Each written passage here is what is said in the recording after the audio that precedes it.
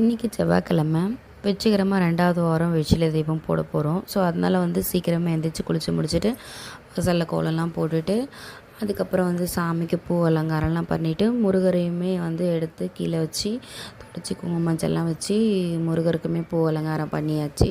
So அதுக்கப்புறம் முருகர் படத்துக்கு முன்னாடி சரவண பவ அப்படின்னு சொல்லிட்டு கோலம் போட்டேன். எனக்கு தெரிஞ்ச வரைக்குமே போட்டிருக்கேன். அதுக்கப்புறம் வெற்றிலையெல்லாம் கழுவிட்டு மஞ்சள் குங்குமம்லாம் வச்சுட்டு பிளேட்டில் வச்சு விளக்கெல்லாம் வச்சுட்டு எண்ணெய் ஊற்றி திரி போட்டுட்டு ரெடி பண்ணிவிட்டு அதுக்கப்புறம் வாசலில் விளக்கு ஏற்றினேன். வாசல்லேருந்து தான் ஃபஸ்ட்டு விளக்கு ஏற்றணும் உள்ளே. ஸோ வாசலில் விளக்கு ஏற்றிட்டு அதுக்கப்புறம் உள்ளே விளக்கு ஏற்றிட்டு அதுக்கப்புறம் தீப தூப ஆராதனை எல்லாமே சாமிக்கு காமிச்சு நெய்வேத்தியமாக இன்றைக்கி பாலும் கற்கண்டு தான் வச்சேன். வச்சுட்டு நல்லபடியாக முருகருக்கு சாமியும் கும்பிட்டாச்சு. வெற்றிகரமாக 2வது வாரம் வெற்றிலை தீபம் போட்டாச்சு. மன நிறைவோடு சாமி கும்பிட்டுட்டு எல்லா புகழும்